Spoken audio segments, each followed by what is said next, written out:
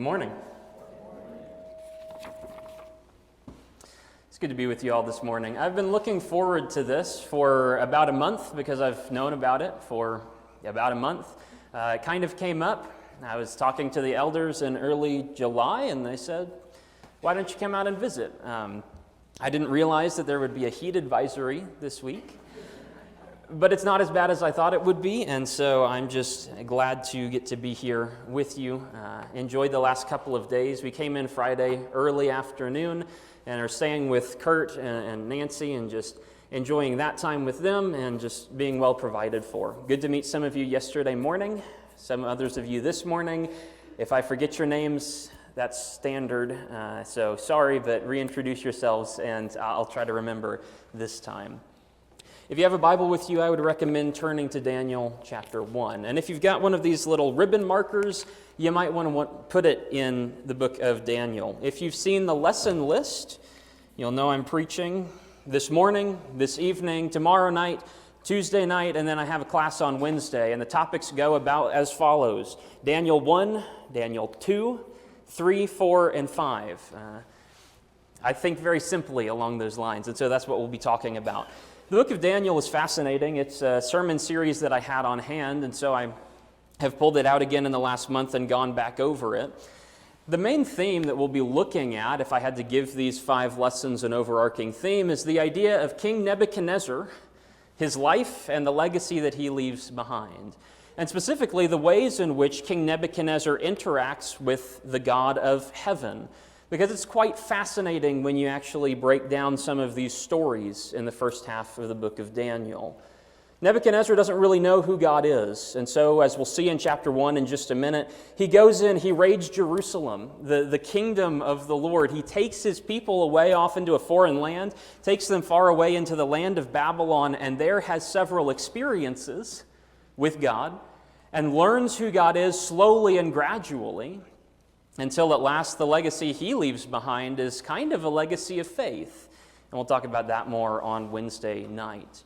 And so as we start talking about the book of Daniel, I don't know how familiar you are with these stories, but whether you know them well or not, we'll be going through them, and I hope to raise some points for your consideration. If you will, for us to begin this morning, I'm going to start all my sermons this way. We're going to read just the chapter, so that we all know what we're talking about, and then I'll come back through and I'll break it down and go through piece by piece. But for now, let's just read Daniel chapter 1. It's about 21 verses long, so read with me. And I have New King James here.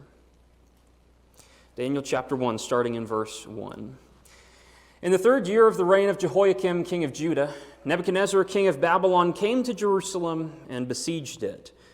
And the Lord gave Jehoiakim, king of Judah, into his hand, with some of the articles of the house of God, which he carried into the land of Shinar to the house of his God. And he brought the articles into the treasure house of his God. Then the king instructed Ashpenaz, the master of his eunuchs, to bring some of the children of Israel, and some of the king's descendants, and some of the nobles, young men in whom there was no blemish, but good-looking, gifted in all wisdom, possessing knowledge, and quick to understand, who had the ability to serve in the king's palace, and to whom they might teach the language and literature of the Chaldeans. And the king appointed for them a daily provision of the king's delicacies, and of the wine which he drank, and 3 years of training for them, so that at the end of that time they might serve before the king.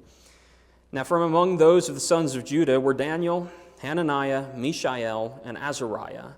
To them the chief of the eunuchs gave names. He gave Daniel the name Belteshazzar, to Hananiah Shadrach, to Mishael Meshach, and to Azariah Abednego. Verse 8. But Daniel purposed in his heart that he would not defile himself with the portion of the king's delicacies, nor with the wine which he drank. Therefore he requested of the chief of the eunuchs that he might not defile himself. Now God had brought Daniel into the favor and goodwill of the chief of the eunuchs. And the chief of the eunuchs said to Daniel, I fear my lord the king, who has appointed your food and drink. For why should he see your faces looking worse than the young men who are your age? Then you would endanger my head before the king. So Daniel said to the steward, whom the chief of the eunuchs had set over Daniel, Hananiah, Mishael, and Azariah, please test us, your servants, for 10 days. Let them give us vegetables to eat and water to drink. And let our appearance be examined before you, and the appearance of the young men who eat the portion of the king's delicacies. And as you see fit, so deal with your servants." So he consented with them in this matter and tested them 10 days. And at the end of 10 days, their features appeared better and fatter in flesh than all the young men who ate the portion of the king's delicacies. Thus the steward took away their portion of delicacies and the wine that they were to drink, and gave them vegetables. Verse 17. Now as for these 4 young men, God gave them knowledge and skill in all literature and wisdom. Daniel had all kinds of understanding in all visions and dreams. Now at the end of the days, when the king had said that they should be brought in, the chief of the eunuchs brought them in before Nebuchadnezzar. Then the king interviewed them, and among them all none was found like Daniel, Hananiah, Mishael, and Azariah. Therefore they served before the king. And in all matters of wisdom and understanding about which the king examined them, he found them 10 times better than all the magicians and astrologers who were in all his realm. Thus Daniel continued until the first year of King Cyrus. One thing I want you to appreciate even before we start preaching through and I start breaking down these sermons, these are good stories just to read. There's a reason we can take these stories and teach them to a children's Bible class. They're memorable, and there's value in just reading through the story. I hope to impress that on you as we go through all these chapters this week. What happens in Daniel chapter 1 is Nebuchadnezzar crosses a line he doesn't understand. He becomes the king of Babylon. This is his first year of rule. He goes up to fight Jerusalem. He goes and conquers Jerusalem. He steals part of the people. He steals part of the treasure. He takes it off to Babylon, and he doesn't realize the trouble that he's getting into. Because it turns out God doesn't really like it when someone comes in and takes his people away. And what's striking to me about this is we in the modern day, 21st century America, we read this chapter and we say, it's Daniel 1. I've read this one before. In the old days, people used to think gods were kind of region-locked, as it were, that the God of Israel had power in Israel, and that was about it. The God of Babylon had power in Babylon, and that was about it. But what Daniel chapter 1 is meant to establish right from the outset is the idea that God is the sovereign. He's the king. This is the theme of Daniel, and I'm going to repeat ideas like this over and over again over the next few days. Because God sets out to prove that he is the king. And it's important because he's the king not only in Jerusalem, but also in Babylon. Not only over Judeans, but also over Gentiles. Not only in one area, he's not limited in his power. God's the king. And that means king over all, for all peoples, in all locations, in every time. These lessons that Daniel is teaching us are still relevant today, and it starts even in those first 2 verses as God establishes his kingship. Nebuchadnezzar, king of Babylon, comes up to Jerusalem in verse 1, and he fights against Jehoiakim, king of Judah. And so you have 2 kings. You have a struggle between the 2. You have Jehoiakim and Nebuchadnezzar, and who wins? It's in verse 2. Did you notice? The Lord gave Jehoiakim, king of Judah, over into the hand of Nebuchadnezzar, the king of Babylon. Who wins the battle between the 2 kings of earth? It's the king of heaven. The Lord gave Jehoiakim into the hand of the king of Babylon. And the Lord is the one who gives the vessels of the house of God into the hand of Nebuchadnezzar. The Lord is the one who's orchestrating these things. And that means we can get a glimpse behind the scenes and look at what God's kingship actually looks like. God's sovereignty is an active sovereignty. It's not a passive one. Some people float the idea that maybe God created the world and then just kind of lets it go and just watches. And he has no control over it. And he just watches and lets it experience itself. That's not the God of the Bible. God has never lost control. God has never given up the control. God created exactly what he wanted to, and he maintains it actively still. If Jesus wasn't actively working for you, we'd all be dead. God is an active sovereign. He's involved in the things of this world. The second thing you see from this is God is a faithful sovereign, and that seems like an odd point to raise. God is actively allowing his city to be desecrated, and his people to be removed from it. How is that faithful to his word? Well, go and refer back to Deuteronomy 28, for example, where God promises great blessings if Israel will be obedient. And if they won't, read the second half of that chapter, or actually the second 3/4 of that chapter. Curse upon curse, and a removal from your land if you will not be faithful to the Lord your God. What God is doing by allowing Nebuchadnezzar to conquer Jerusalem, he's being faithful to his promises. God has promised some grace to us if we will be obedient. He's promised judgment on us if we will not be obedient. And God is faithful to both. If you want the grace of God, you need to follow the promises that get you that grace. And the third thing you see is God is a humble sovereign. As he goes through, he gives Jehoiakim, king of Judah, into the hand of the king of Babylon. What does that look like when God's city gets captured? It looks like God is weak.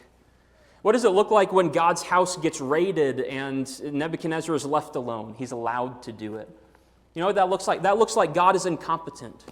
That looks like the Lord can't defend his own property. That looks embarrassing for the Lord. But the Lord will allow himself to be embarrassed if it teaches his people an important lesson. You can go back and read 1 Samuel 4 sometime.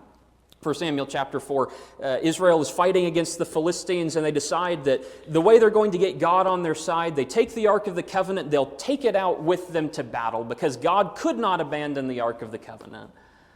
And God abandons the Ark of the Covenant and allows the Philistines to capture it, to take it into a foreign land, to be treated by Gentile hands. He undergoes that process. Why? Because it teaches them a lesson. God is not afraid to humble himself to allow us to learn something. As the people of God, we have God's protection, but that doesn't mean he keeps us from everything. And so he allows punishment to come upon his people because they disobeyed him. His people are raided, are conquered, and they're ultimately taken away to Babylon. And this is where things get interesting in the chapter. Because as you look at the next set of verses, you see a startling silence from God. Did you notice, where does God speak in Daniel chapter 1? He doesn't. He's silent. He's in the background. He's clearly affecting things. He's handing Jehoiakim over, and we'll see a couple things later on. We'll see that God is involved in this, but God does not beam information into anyone's head. He doesn't send down an angel and tell Daniel how to be faithful. He doesn't send down a new revelation about what the people are supposed to do in Babylon. God remains silent. And it's a very odd thing. And so Daniel and his friends are taken off into captivity, and you wonder, well, what are we supposed to do now? Now you're estranged from the temple. Now you can't make sacrifices for sins. Now, as we'll read in just a second, as we saw already, everything is gone and everything is new. There's a certain level of subservience that they enter into in Babylon. In verse 3, the king instructs Ashpenaz, the master of his eunuchs, his court officials, to go in and pick basically the cream of the crop, the best of the best. Pick the people who are pretty, pick the people who are smart, pick the people who are capable of learning a new language, and drag them off to Babylon. And what you're going to do with these men, the nobles, the king's descendants, young men with no blemishes, good-looking, gifted in all wisdom, verses 3 and 4, you see those things. What you do with these people is you are going to take them and change everything about their lives. You're going to take them, you're going to change their language in verse 4. Teach them the language of the Chaldeans, not that Hebrew language. Take their language away from them and change it into something else. Teach them the literature of the Chaldeans. You know that Noah's Ark story from the Jewish scripture? Not good enough. Let's read the Epic of Gilgamesh, right? Take away what they used to know. Replace it with new literature so that they can learn our way of thinking. Take away from them their old food. and provide them with the king's choice food, and take away their water that they used to drink, provide it with the best and the strongest of the king's wine, take away their old training and appoint 3 years of new training for them, so that we can take those Judeans and turn them into good little Babylonians just like the rest of us. This is what would be called in modern day terms brainwashing. Taking the Jews and making them Babylonians. Let's change them into people in our likeness. And the most devious one of these, I actually haven't even mentioned. The worst one is in verse 7, where he takes away their names. That's striking and significant. And it doesn't really stand out to us in the English language because we just kind of put names on people arbitrarily almost and then go with it. Daniel, you see it ends in the EL, so it is Mishael. That references God. Or Hananiah or Azariah, that mentions the Lord. These ancient names, these are connected with the Hebrew God and the scriptural one. And then he takes away from Daniel, he takes the name Daniel, which glorifies the Lord, and he replaces it with the name Belteshazzar, because Bel is the god of Babylon. Any semblance of connection you used to have to that old god you served, anything you used to be faithful to, let's strip that away from you and change it out. He takes everything of faith and tries to remove it from them. And that's why it's impressive to see Daniel resist that, isn't it? It's striking in verse 7. He gave Daniel the name Belteshazzar. Then in verse 8, but Daniel did something. He doesn't accept his new name. And actually that dichotomy is even stronger. In verse 7, that word for the chief of the eunuchs gave them different names. It's the same word that's used when Daniel purposed in his heart. That's the same thing. The chief of the eunuchs set Daniel a new name. He gave him the name Belteshazzar, and Daniel gave himself to remain perfectly undefiled by Babylon. He keeps his name. He's not giving up the name that honors God. He keeps that for himself. In fact, all that you see in this next section is how Daniel stays with God. He will not give up his name. He continues on in that. He will not give up his faith. He continues being faithful to God. He will not give up his traditions of what he used to eat. He sticks to those, whether that's from food cleanliness laws or not. Maybe it's just what he's comfortable with. I don't know. But Daniel stays faithful to the Lord. We see later on in chapter 9, Daniel's reading part of Jeremiah. He didn't give up the scripture. He didn't give up the Hebrew language. He kept these things because they're important to him. What you see here is the world. You see Babylon, this picture of an evil empire who's trying to take these citizens and make them just like the rest of Babylon. Trying to take the people of faith and transform them into Babylon's image. But what Daniel stands for is a picture of faith even in the heart of the persecution. I don't know what exactly you're dealing with in your personal life, but you're always pushing against forces like this, aren't we? Something's trying to get you to conform. There's something in the world, it might be work-related, it might be family-related, it might be, I don't know, it's a variety of things. There's something that's trying to get you to change. But what you have to keep coming back to is that Romans 12 idea. Do not be conformed to this world. Do not become like the Babylonians. Do not emulate all the worldliness around you. Daniel stays with God. And his staying with God is what's going to make him successful in the end. You see it. Starting in verse 15, I didn't update this PowerPoint, I forgot. But starting in verse 15, they've taken a 10-day test to see what exactly is going to succeed. Can we eat vegetables and water for 10 days? Is that acceptable? Will God bless that? Is that going to be, are we allowed to do that in Babylon? That's the question. And what you see starting in verse 15, going through verse 20, is this idea that God is subversive. He likes to subvert expectations, doesn't he? God likes it when he looks at tales of failure and he can make them into success.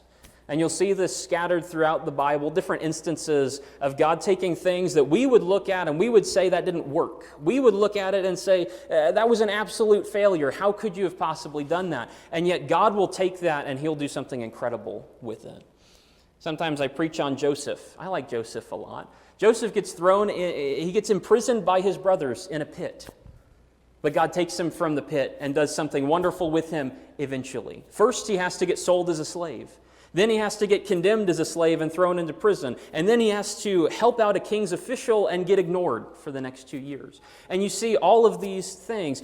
Joseph is trying to be faithful, and over again, it doesn't work.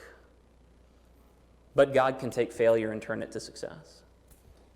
And the ultimate end of that story is very similar to Daniel's case, actually, where he becomes the second ruler in the Egyptian kingdom. How many times has God taken what looked like a failure and turned it into a success? Think about Jesus. Jesus was by no means a physical, successful preacher. By the time he died, after 3.5 years of work, he had 11 people who had faith in him, and they had enough faith to go and hide in a room. That was the level of their faithfulness. Not successful by worldly standards. The Messiah was supposed to come and convert everyone, but he comes and instead he gets killed. Not successful by the Jewish standards. And the Pharisees mocked him, and the Romans rejoiced that they got this obstacle out of the way. And yet what? Well, his death is the reason we're here today. Because God took that death, what looked like a failure from a human perspective, and he turned that around into the crucible of what gives us life nowadays. That looked like a failure, but God turns it to a success. I don't know if you know much about dieting. I don't. But if you know vegetables, they don't usually make you fatter than the red meats and the wines. And yet when God decides that vegetables can make you fat, they do. Because God's king even of vegetables. God comes down in verses 15 and 16. It's not even mentioned that God empowers that, but you can see the hand of God in it. Those are God's covert actions as he secretly manipulates the things of this world, the realities of this world, and he changes it for his benefit. Then in verse 17, you see his overt actions. As for these 4 young men, God gives them knowledge and skill in everything, and Daniel even gets the understanding of dreams. That's going to be very relevant tonight. Talk about that more in chapter 2. The picture that you see is God is impacting these people. He's getting involved. And he's blessing them and bringing them around to faith. Then Nebuchadnezzar interviews them, and perhaps in the most striking picture of all, God takes these prisoner slaves and he promotes them to be the leaders of the kingdom. These were Jews, these were captives, these were people who were supposed to look pretty and stand in the king's court and look good and not do all that much else. Maybe be an advisor, maybe be, tapped every now and then for an idea. But instead, when Nebuchadnezzar interviews them, Daniel, Hananiah, Mishael, and Azariah, these 4 who underwent the 10-day test, he finds them 10 times better than everyone else. And isn't that just curious? They underwent a test for God for 10 days, a period of time, and then they're found so much better, 10 times better. There's a correspondence there. They had faith that was willing to undergo trial to be faithful to the Lord, and God blessed them accordingly. He blessed them in proportion to their faith. And suddenly they're not just the pretty people who sit on the sidelines and pipe up every now and then. Suddenly they become better than all the magicians and all the astrologers and all the other advisors that are in the king's kingdom. And now Daniel himself is put at Nebuchadnezzar's side and becomes his primary source of information. We'll see it in chapter 4 especially. You see how God changes situations. Sometimes God allows us to go through terrible things. Like Daniel, like Shadrach and Meshach and Abednego, all those 4 men. You wouldn't think that being taken prisoner from your land and transported somewhere else and brainwashed into being just like them, you wouldn't think that's a positive. But God is going to use these 4 men to help convert Nebuchadnezzar. And that's what we'll see in the next few chapters. He takes his people of faith, he puts them in these positions so that they can be a blessing. If life looks like it's not going your way, it might not be, but God can change that. And he can take that and he can change whatever your situation is and make it so that it's effective for his purposes. And so he installs Daniel up highest in the kingdom, and Daniel ends up being the one who's left over at the end. This is probably my favorite verse in the chapter, is verse 21. It's kind of random. Daniel continued until the first year of King Cyrus. And you think, what does that have to do with anything? In chapter 1, we're talking about Nebuchadnezzar. In chapter 2, we're talking about Nebuchadnezzar. We never mention Cyrus again until the very tail end of chapter 6, actually. He's not really relevant. He's just thrown in there as a detail. Why is this here? You know who Cyrus was? He's king of Persia. So what does it mean that Daniel lasted until the first year of the king of Persia? Well, it means two things. It means, number one, Babylon is absolutely incredible. Babylon is the most powerful force in the world at this time. Babylon has the most powerful army. They have the best technology. They have the best king. They have the best government structure. They are the greatest nation ever, and Daniel outlasts all of it because he stayed true to the Lord. Daniel outlasts everything in the world because he stays true to the God who put him there. What happens if Daniel converts to be just another Babylonian? Then in 43 years, when Babylon falls, Daniel is swept away along with them. But Daniel wouldn't conform. He didn't want to be just like everybody else. Daniel would not give in to the temptations to be just like the world. Daniel wouldn't change his mind. He wouldn't lose his faith. He wouldn't get rid of his name. He wouldn't get rid of the scriptures at all. Instead, he stays true to the Lord. And it's challenging in the moment. I don't imagine a 3-year diet of vegetables and water is very fun. It's difficult to stand against everybody else when you only have 3 people on your side and you have hundreds who are against you. It's difficult to be faithful to that. It's difficult to stand up to Babylon and say no, and yet because Daniel was willing to take on the challenge, God blesses him, and he lasts even until Persia. And that's the thing. When the Bible says the world is passing away, along with everything in it, the world and its lusts, they're passing away, they're temporary, they're not going to last forever. That's so important for us to get in our heads. It's very tempting for us to convert, to be just like the world and just like everybody around us. It's tempting when somebody at school is pressuring you or somebody at your workplace is asking you why you won't do a particular activity or why you have to go to church on Sunday or whatever it is. It's so tempting to be just like them and change everything about you. But that is passing away. That won't be forever. God will. And Daniel outlives everything from Babylon. That's where we should end the thoughts this morning. There's so much more to say about the kingdom of God, but we'll pick up this idea tonight. Daniel is faithful. There's a reason that we know him and that we think positively of him. There's a reason that he's so impressive to us, because he's willing to be faithful when no one else is. He was willing to take a stand. He was willing to initiate that idea. Hananiah, Mishael, and Azariah tagged along, but Daniel is the one who's asking how he can be faithful. How might I pursue this? And in so doing, he inspires others to be faithful. In so doing, he saves himself and those who listen to him. And God approves of that kind of attitude, the ones who will stand up and seek righteousness, even in the face of danger. I don't know what you're going through. I don't know exactly what influences Satan's trying to throw at you. But as always, if there's anything we can do to help strengthen you in that, if you need the prayers of the congregation, or if you just need to get in God's kingdom in the first place, we're going to talk a lot more about these ideas this week. There's so much to consider here. But if something in this has stirred your mind, it's worth making that commitment to the Lord. If there's anything that I can do to help you, then please come forward and let me know. I'll be standing right here. Come talk to me as we all stand and sing this song together.